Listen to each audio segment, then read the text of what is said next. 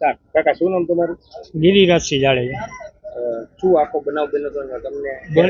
બનાવ બનવામાં એવું હતું કે એ ઘરે આવતા હતા સવારે 6 વાગે અને મેઇન રોડ ઉપરથી આવતા હતા. અહીંયા ડ્રેનેજનું ઢાંકણું ખુલ્લું હતું, એ પડી ગયા. પછી એમના સામેવાળા કિશોરસિંહને એ મને બોલાવવા આવ્યો, ભાઈ આવી રીતે ભાઈ ડ્રેનેજમાં ઢાંકણાના હિસાબે પડી ગયા છે, તમે આવો. એટલે પછી હું ત્યાં ગયો હતો. પછી તમે ક્યાં લઈ ગયા? શું કરવા? પેલા તો એવું હતું કે ભાઈ પડી ગયા, લાગ્યું એટલે અમને તો એમ હોય કે ભાઈ હાડકાના વિભાગમાં દેખાડી આવી, એટલે અમે જીટી સેઠે એમને લઈ ગયા હતા સવારે. પછી શું એમને થયું? એમાં હાસડીમાં ફ્રેક્ચર હતું, બરોબર છે. એટલે અહીંયા અમે એમની ટ્રીટમેન્ટ કરાવી અને પછી એમને એમ કીધું કે ભાઈ હાસડીમાં 4 ફ્રેક્ચર છે, એટલે એ કરાવીને પછી અમને ઘરે લઈ આવ્યા હતા.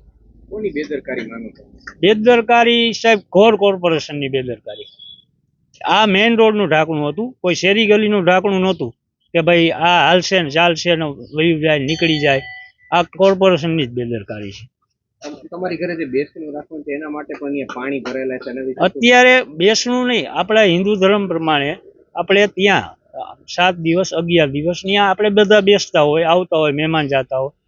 ત્યાં પણ અત્યારે મંડપ નખાય એમ નથી. મેઇન રોડ ઉપર જ મકાન છે, ત્યાં પણ મંડપ નખાય એમ નથી. ગટરનું પાણી નીકળે છે, પ્લસ પાણી ભરેલું છે. એટલે અહીંયા પણ અત્યારે એ જ પોઝિશન છે. કોર્પોરેશન પાસે ન્યાયની અપેક્ષા કોઈ જાતની. કોર્પોરેશન સાહેબ આંધ્રા બૈરાની કંપની જેવું છે, એની પાસે કોઈ જાતની આશા જ નથી કે આ લોકો કંઈક કરે એમ.